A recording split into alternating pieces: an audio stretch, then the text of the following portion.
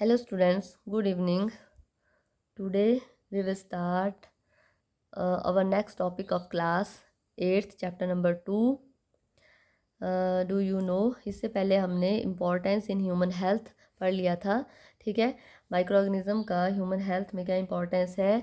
और लास्ट हमने टॉपिक पढ़ा था micro organism in agriculture. Okay, I hope आपको सारा अच्छे से समझ आ गया होगा. तो आज हमारा जो नेक्स्ट टॉपिक है दैट इज़ द प्रोबायोटिक्स. अभी प्रोबायोटिक्स क्या होते हैं? Dietary supplement of the live bacteria और ईस्ट. ये जो है बेसिकली डाइटरी सप्लीमेंट है, मतलब आपको फूड में इनको लेते हैं लाइव बैक्टीरिया और ईस्ट. लाइव होते हैं ये बैक्टीरिया और east. It can help prevent and treat the disease through the number of mechanism. और ये जो बैक्टीरिया और ईस्ट है ये नंबर ऑफ मेथड से डिजीज़ को जो है रोकते हैं या ट्रीट करते हैं. ठीक है, one way is by interacting directly with the disease causing microbes making it harder for them to cause disease. और एक मेथड है इसमें क्या कि ये जो बैक्टीरिया और जो भी इसमें आपने बैक्टीरिया और वायरस या फिर ईस्ट जो है जो लिए होंगे, बेसिकली बैक्टीरिया और ईस्ट लेते हैं, वायरस नहीं लेते हैं. बैक्टीरिया और ईस्ट जो है ये डायरेक्टली कोई भी डिजीज़ कॉज करने वाला माइक्रोब्स है उसको बाहर से ये हार्ड कर देंगे. ठीक है, जैसे मान लो यहाँ पर एक बैक्टीरिया बना दिया मैंने. ठीक है, और ये जो बैक्टीरिया है ये आपकी बॉडी में डिजीज़ कॉज करने वाला है. ओके, ये डिजीज़ कॉज कर देगा. तो ये जो आपने बैक्टीरिया और ईस्ट आपने लिए, ठीक है, मान लो आपने ईस्ट ले लिया आपने. ठीक है, और डाइटरी सप्लीमेंट के रूप में ले लिया. और ये क्या करेगा, ये जो है एक कवरिंग तैयार कर देगा इसके बाहर से. ठीक है, और ये इसके बाहर से कवर तैयार कर देगा. और इस कवर की वजह से ये जो बैक्टीरिया होगा ना ये आपकी बॉडी में इन्फेक्शन नहीं कर पाएगा. ठीक है, an example of this is to injection of the probiotics bacteria to prevent or to treat the diarrhoea. ठीक है, तो मान लो ये जो बैक्टीरिया था जो हमने पहले शो किया ये आपकी बॉडी में डायरिया कॉज करता है. ठीक है, आपने यहाँ पर ईस्ट या फिर बैक्टीरिया ले लिया और ये इसके साथ क्या करेगा, बाहर से एक कोटिंग तैयार कर देगा जिसकी वजह से ये वाला बैक्टीरिया आपकी बॉडी में डिजीज़ जो डायरिया है उसको कॉज नहीं कर पाएगा. ओके, क्यों नहीं कर पाया? क्योंकि बाहर से एक लेयर इसने बना दी. These organism help the reinforce the natural bacterial barrier that exist on the lining of the digestive tract and they provide the additional protection against the pathogenic organism that can be cause the diarrhea. और इसके साथ साथ ये जो bacteria होते हैं ये हमारी जो इंटेस्टिनल ट्रैक है उसके ऊपर भी एक लाइनिंग तैयार कर देते हैं जिसकी वजह से जो बैक्टीरिया होते हैं वो आपकी बॉडी के ऊपर अफेक्ट नहीं कर सकते. ठीक है, तो ये अलग अलग मेथड है. कई बार जो है इस तरीके से इसको इनएक्टिवेट किया जाता है, कई बार इस तरीके से इसको इनएक्टिवेट किया जाता है. ठीक है, तो ये प्रोबायोटिक्स क्यों लिए जाते हैं? बेसिकली आपकी बॉडी में एक स्पेशल जो है इम्यूनिटी तैयार करने के लिए लिए जाते हैं ताकि आपकी बॉडी जो है उस बैक्टीरिया या वायरस या फिर जो फंजाई है उसके लिए इनएक्टिवेट हो सके और वो डिजीज़ जो है आपकी बॉडी में एंटर अगर कर गया है तो वो ज़्यादा ना फैल सके. ठीक है, use in the energy and fuel production. अब माइक्रो ऑर्गेनिज्म का क्या यूज़ है एज अ एनर्जी और फ्यूल प्रोडक्शन में? मतलब फ्यूल जो होती है ना जो आप यूज़ करते हैं तो उसको कैसे माइक्रो ऑर्गेनिज्म की हेल्प से तैयार किया जाता है. Many micro organism produce the ethanol bye fermentation of sugar and produce the methane in the biogas reactor. Biogas का नाम आपने सुना होगा, देखे तो बहुत कम होंगे, आज के टाइम में बायोगैस ख़त्म हो चुके हैं. बायोगैस में जो है माइक्रो ऑर्गेनिज्म का यूज़ किया जाता था पहले के टाइम में बहुत. अब तो इसका जो है इंडस्ट्रियल बेस पे यूज़ होता है और पहले जो है हर घर में बायोगैस होती थी. ठीक है, माइक्रो ऑर्गेनिज्म का यूज़ किया जाता है इथेनॉल को प्रोड्यूस करने के लिए. और कैसे इथेनॉल प्रोड्यूस होता था? Bye fermentation process of sugar and produce the methane. और उससे दो चीज़ें निकलती थी, एक मीथेन निकलती थी और एक इथेनॉल होता था. ठीक है, तो ये दो चीज़ें जो है बायोगैस से प्रोड्यूस होते थे. और जो मीथेन होती थी उसका यूज़ किया जाता था फूड प्रिपेयर करने के लिए किचन में. ठीक है, both ethanol and methane these are use as fuel for production of energy. तो इन दोनों का यूज़ किया जाता था फूड को या फिर एनर्जी प्रोड्यूस करने के लिए, मतलब खाना बनाने के लिए बेसिकली इसको यूज़ किया जाता था. ठीक है, अगर आपने इसको देखना हो तो आप जो है सर्च करके देख सकते हैं कि बायोगैस किस तरीके से बनती है. ओके, नेक्स्ट है क्लीनिंग द एनवायरनमेंट. अब क्लीनिंग द एनवायरनमेंट में माइक्रो ऑर्गेनिज्म कैसे एनवायरनमेंट को क्लीन करने में हेल्प करते हैं. When a plant or animal dies, it leaves behind the nutrient and energy in the organic matter that form its body structure. अब देखो, जब भी कोई प्लांट या एनिमल मरता है तो ये मरने के बाद उसकी बॉडी जो है वो रह जाती है ना। और it leave behind the new, और उसके साथ उसमें जो है बहुत सारे न्यूट्रिएंट्स होते हैं and energy in the organic matter that formed its body structure. जो भी बॉडी को बनाने के लिए न्यूट्रिएंट्स है या एनर्जी लगी होती है वो सारी की सारी वैसी की वैसी रह जाती है, क्योंकि ऑर्गेनिज्म तो मर गया पर उसकी बॉडी जो है वैसी की वैसी रही। Decomposer eventually convert all such organic matter into carbon dioxide and nutrients. अब ये जो डिकम्पोजर है ये क्या करते हैं, सारे के सारे ऑर्गेनिक मैटर को कार्बन डाइऑक्साइड और न्यूट्रिएंट में कन्वर्ट करते हैं। अब आप बोलोगे कि डिकम्पोजर कौन है? डिकम्पोजर में आते हैं बेसिकली आपके बैक्टीरिया, फंजाई और जितने भी स्मॉल लिविंग क्रिएचर है तो वो डिकम्पोजर में आते हैं। और वो क्या करते हैं, उस ऑर्गेनिक मैटर को वो सड़ा देते हैं, डिकम्पोज करते हैं, अच्छे से उसको खा लेते हैं, ठीक है। और वो जो माइक्रो ऑर्गेनिज्म है, वो जो आपका ऑर्गेनिज्म होगा वो छोटे छोटे पार्टिकल में कन्वर्ट हो जाएगा। देखा होगा आपने कभी कोई ऑर्गेनिज्म मरता हुआ और उसके बाद वो सड़ करके बिल्कुल मिट्टी की तरह मिल जाता है ना, तो वो डिकम्पोज हो जाता है इन माइक्रो ऑर्गेनिज्म की हेल्प से। These nutrients like nitrogen, phosphorus, magnesium etc. become a part of the soil। फिर इनकी बॉडी के अंदर जितने भी न्यूट्रिएंट होंगे वो सारे के सारे सॉइल का पार्ट बन जाएंगे। This process eventually replenishes the nutrients back to the ecosystem thereby allowing the plant to grow। तो ये इस मेथड के थ्रू क्या होता है, जो भी न्यूट्रिएंट है वो सारे के सारे मिट्टी में चले जाते हैं और एक साइकिल चल पड़ता है फिर से, और इकोसिस्टम में चला जाता है। उसको बोलते हैं इकोसिस्टम में जाना। जितना भी न्यूट्रिएंट है वो सॉइल के अंदर चला गया, मतलब वो इकोसिस्टम में फिर से चला गया, और वो जितना भी न्यूट्रिएंट है वो फिर से बॉडी के थ्रू यूज़ किया जाएगा, डिफरेंट प्लांट के थ्रू, डिफरेंट एनिमल्स के थ्रू उसको यूज़ कर लिया जाएगा। Bacteria and fungi are the some of the common decomposer. तो यहाँ पे दिया भी है बैक्टीरिया और फंजाई जो है सबसे कॉमन डिकम्पोजर है। Okay, now next one is the micro organism the foe. अब micro organism the foe means, अभी तक तो हमने फ्रेंड की तरह देख लिया था माइक्रो ऑर्गेनिज्म को, कैसे हमारी हेल्प करता है हर तरीके से, ठीक है। अब देखेंगे कि कैसे हमारे शत्रु है, ये किस तरीके से हमारी बॉडी में ये नुकसान करते हैं। Some micro organism are harmful in different ways. अलग अलग तरीके से ये हार्मफुल है हमारी बॉडी के लिए। They causes the disease in the human being, plant and animal.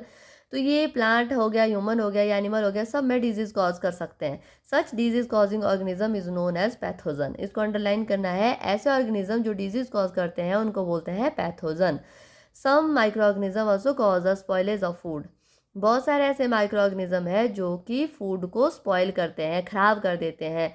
Some grow on the leather and cloth and have the adverse effect on their quality. कुछ जो है लेदर या कपड़ों के ऊपर जो है ग्रो करते हैं और उनकी क्वालिटी को ख़राब करते हैं। आपने देखा होगा बरसात के दिनों में अगर कहीं लेदर का बैग या पर्स आपने या फिर जूते रखे होंगे, तो अगर आप उनको ध्यान नहीं दोगे और वहाँ पर मॉइस्चर जैसा होगा तो वो 2 महीने के बाद आपको अलग ही कंडीशन में मिलेंगे, ठीक है। क्यों मिलेंगे? क्योंकि उसके ऊपर जो है बहुत सारे माइक्रो ऑर्गेनिज्म ने घर कर लिया होता है, उनको वो खाना शुरू कर देते हैं। Bacteria also grow on the food particle that may get be लॉग इन बिटवीन अवर टीथ। तो बैक्टीरिया जो है फूड पार्टिकल को खाते हैं और हमारे दांतों के बीच में फंस जाते हैं। तभी बोलते हैं ना कि रात को ब्रश करना चाहिए खाना खाने के बाद, सोने से पहले, है ना। क्यों बोलते हैं? क्योंकि जब भी खाने का जो पार्टिकल आपके दांतों के बीच में फंसेगा तो उसके ऊपर बैक्टीरिया एक्ट करते हैं। अब आप बोलोगे कि बैक्टीरिया कहाँ से आ गए? हमारी बॉडी में बहुत सारे बैक्टीरिया होते हैं, ठीक है। तो वो बैक्टीरिया जो अपना काम करते हैं, जो भी फूड पार्टिकल आपकी बॉडी में होगा उसको वो खाना शुरू कर देते हैं, ठीक है। Acid produce by this bacteria corrode the tooth animal and cause the cavities. तो ये जो बैक्टीरिया जब ये खाते हैं ना इस फूड पार्टिकल को, तो उसके साथ वो एसिड भी प्रोड्यूस करते हैं, और वो जो एसिड होता है वो आपके दांतों को का जो एनिमल होता है, एनिमल का मतलब होता है दांत का जो बाहरी चमकीला हिस्सा होता है ना, जो हमारे को दांत दिखते हैं चमकते हुए, ठीक है, हार्डेस्ट पार्ट होता है ये, उसको वो खराब कर देते हैं। कोरोड का मतलब होता है एक तरीके से उसमें कालापन आ जाता है, जंग जैसे लग जाती है ना, जैसे लोहे को लगते हैं ना जंग, उसी तरीके से खराब कर देते हैं। और साथ में आपके दांतों में कैविटी बन जाती है। Many micro organism grow in the water bodies and decreases their oxygen level. बहुत सारे माइक्रो ऑर्गेनिज्म जो है पानी के अंदर ग्रो हो जाते हैं और ऑक्सीजन लेवल को कम कर देते हैं, ठीक है। अब ऑक्सीजन कहाँ होती है? वाटर के अंदर भी ऑक्सीजन होती है, तो उसका लेवल जो है कम कर देती है। This is harmful for the other organism living in their water bodies. तो ये जो कम हो जाता है ऑक्सीजन का लेवल, उसकी वजह से माइक्रो ऑर्गेनिज्म या फिर दूसरे लिविंग क्रिएचर जो पानी के अंदर रहते हैं उनको ऑक्सीजन की कमी हो जाती है और वो मरना शुरू हो जाते हैं, ठीक है। तो बैक्टीरिया है, माइक्रो ऑर्गेनिज्म दूसरे हैं, तो उनकी ज़्यादा ग्रोथ जो है वो भी डेंजरस होती है दूसरे ऑर्गेनिज्म के लिए। Okay, next one is a micro organism causing disease in human. अब ह्यूमन में क्या डिजीज कॉज करते हैं ये? During our life time we come in contact with many micro organism. हमारे डेली लाइफ में हम या फिर पूरे लाइफ टाइम में बहुत सारे माइक्रो ऑर्गेनिज्म के कॉन्टैक्ट में हम आते हैं। Some of these micro organism leave undesirable effect on our body. कुछ ऐसे माइक्रो ऑर्गेनिज्म होते हैं जो अपना एक अलग ही इफेक्ट हमारी बॉडी के ऊपर छोड़ते हैं। They invade our body and multiply inside it. वो हमारी बॉडी को एक तरीके से अंदर ही अंदर खोखला कर देते हैं और अंदर ही अंदर वो जो है मल्टीप्लाई करते रहते हैं। They release some harmful material is called the toxin in our body. और हमारी बॉडी में वो टॉक्सिन प्रोड्यूस करते रहते हैं। This toxin adversely effect our body and can make us suffer from disease.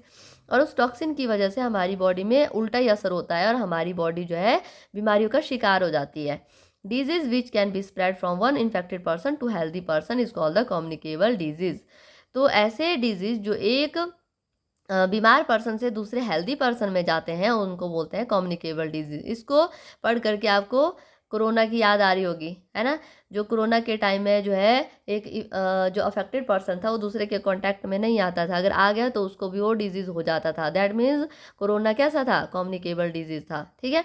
Communicable disease spread from one person to another person through air, water, food, physical contact और insect. तो ये सारे method है जिनके through communicable disease जो है spread होते हैं। In disease like tuberculosis and pneumonia, when a patient sneeze or cough, small droplets carry germs are released in the air। अब देखो ऐसे डिजीज होते हैं जो बहुत डेंजरस होते हैं, जैसे ट्यूबरक्लोसिस है, टीवी है ना, ट्यूबरक्लोसिस को टीवी बोलते हैं, और निमोनिया। ये ऐसे डिजीज होते हैं जिसमें कोई पेशेंट जो अगर खांसता है या फिर छींक मारता है तो उसकी छोटे छोटे ड्रॉपलेट्स जो है वो भी जर्म्स को कैरी करते हैं। मतलब उन छोटे छोटे ड्रॉपलेट्स में भी जर्म्स होते हैं और जो जर्म्स होते हैं वो एयर में चले जाते हैं, ठीक है। मान लो कोई पर्सन है जिसको टीवी हुआ है और किसी रूम में वो बैठा है, ठीक है, और उसने वहीं पर जो है खांसी कर दिया, छींक लिया, तो उसके सराउंडिंग में जितनी एयर होगी ना उसके अंदर जो है वो जर्म्स प्रेजेंट होंगे। तभी तो जब कोई पर्सन टीवी से अफेक्टेड है तो उनके पास अगर जाते हैं तो हम हमेशा बोला जाता है कि अपना जो नाक मुंह है वो हमेशा ढक करके जाना चाहिए। और अगर आप उनके साथ कांटेक्ट में आते हैं तो उसके बाद आपको अपने हाथ मुंह जो है वो अच्छे से धोने चाहिए, ठीक है। These germs if inhaled can affect the healthy person. क्यों? क्योंकि ये जो जर्म्स है अगर आपकी बॉडी के अंदर चले गए सांस के थ्रू या फिर फूड के थ्रू चले गए तो आपको भी अफेक्ट कर सकते हैं, मतलब आपको भी टीबी या फिर निमोनिया हो सकता है। The consumption of the contaminated food can result in disease like cholera, typhoid and hepatitis. तो अगर फूड है आपका, अगर वो कंटामिनेटेड है, गंदा है, दूषित है ना, तो अगर आप इस तरीके का लेते हैं तो उसमें कोलेरा, टाइफाइड और हेपेटाइटिस हो सकते हैं। Different type of insect can also be spread the various disease. बहुत सारे अलग अलग तरीके के इंसेक्ट है जो अलग अलग तरीके के डिजीज को स्प्रेड करते हैं। For example malaria is spread by the female anopheles. तो इसको अंडरलाइन करना है, फीमेल एनाफ्लिस क्या करता है? मलेरिया को स्प्रेड करता है। और एक मॉस्किटो होती है ये और फीमेल है ये, ठीक है। Dengue by aedes mosquito and plague by the rat flea. तो डेंगू किसके थ्रू होता है? एडीज मॉस्किटो के थ्रू होता है। और प्लेग एक बीमारी होती है जो रैट फ्ली के द्वारा होती है, ठीक है, चूहे में होती है, छोटे छोटे फ्लीज होती है तो उनके थ्रू होती है। Disease like common cold and conjunctivitis these can be spread through the direct and indirect contact with the patient. तो कोल्ड हो गया या फिर कंजक्टिविटीज आंखों की बीमारी होती है तो ये उस पर्सन से डायरेक्टली या इनडायरेक्टली टच करने से आपको फैल सकती है, ठीक है। तो ये है आपके communicable disease. Next one given below is information about some common human disease and the way they can be transmitted. तो ये कुछ डिजीज ये हैं, माइक्रो ऑर्गेनिज्म है, तो किस तरीके से वो फैलते हैं वो बताया है। Infectious disease cause by the micro organism. तो पहले तो बैक्टीरिया से कौन कौन से होते हैं, और बहुत इंपॉर्टेंट टेबल है ये, यहाँ से कुछ क्वेश्चन बनते ही बनते हैं, ठीक है। तो बैक्टीरिया जो है वो ट्यूबरक्लोसिस करता है, डिप्थीरिया, कोलेरा, टेटनस और टाइफाइड। तो इस तरीके से बैक्टीरिया से होने वाले डिजीज कौन कौन से हैं? ट्यूबरक्लोसिस, डिप्थीरिया, कोलेरा, टेटनस और टाइफाइड।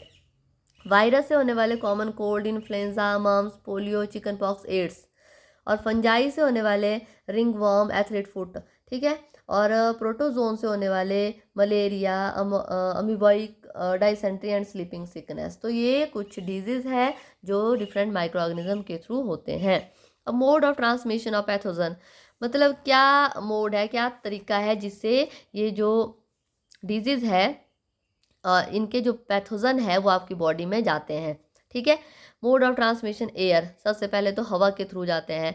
हवा में कैसे जाते हैं, छींक लिया आपने या खांसी कर ली तो वो जो ड्रॉपलेट है जो हवा में रह गए उनके अंदर जो है वो माइक्रो ऑर्गेनिज्म और पैथोजन होंगे।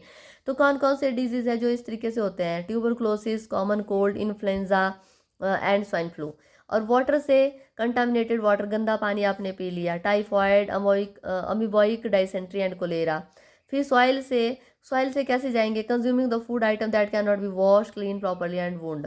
आपने फ्रूट खा लिया या फिर कोई सब्जी खा ली इस तरीके की जो मिट्टी उसमें लगी होगी, ठीक है, मतलब बिना धोया आपने कोई फ्रूट खा लिया, या फिर आपका कोई जख्म है आपकी बॉडी के ऊपर कहीं लगा हुआ है तो आपने जो है मिट्टी के अंदर आप चले गए तो वो मिट्टी से वो जर्म्स आपकी बॉडी में चला गया। फिर कौन सा है इसमें डिजीज है, टेटनस, ठीक है। Next one is the animal के थ्रू कौन सा होता है, direct contact, example being beaten by the rabbit dog. अब देखा होगा ना आपने, बोलते हैं कि कुत्ता जब बिगाड़ता है तो हमारे को इंजेक्शन लगाने चाहिए ना। तो रैबिट जो डॉग होता है, जो डॉग के अंदर जो है क्या होता है, डॉग के अंदर एक वायरस होता है, ठीक है, रेबीज बोलते हैं ना उसको। तो वो बहुत ही डेंजरस होता है और इतना स्मॉल होता है कि उसके वो आपकी बॉडी में ब्रेन तक बहुत जल्दी पहुंच जाता है। तो वो कहाँ पर होता है, बेसिकली जो डॉग है उसके सलाइवा में प्रेजेंट होता है, ठीक है। कभी भी आपको डॉग अगर खाता है तो आपको इंजेक्शन लगाने चाहिए। तो vector through the spread disease, through vector that spread the disease, तो अलग अलग वेक्टर हो सकते हैं जिनके थ्रू आपकी बॉडी में ये जाएंगे। जैसे इसमें आपकी फ्लाइज भी आ सकती है, जो मक्खियाँ होती है ना वो भी करती है। अब यहाँ पे है रेबीज और मलेरिया, तो ये डिजीज है जो कि आपके एनिमल के थ्रू स्प्रेड करते हैं, ठीक है।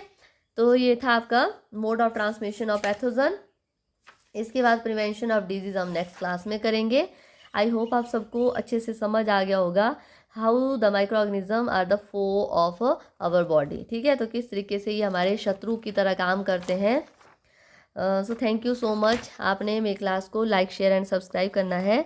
अगर आपको समझ आ रहा है तो आप प्लीज़ शेयर कीजिए सबके साथ ताकि औरों को भी समझ आ सके। Thank you.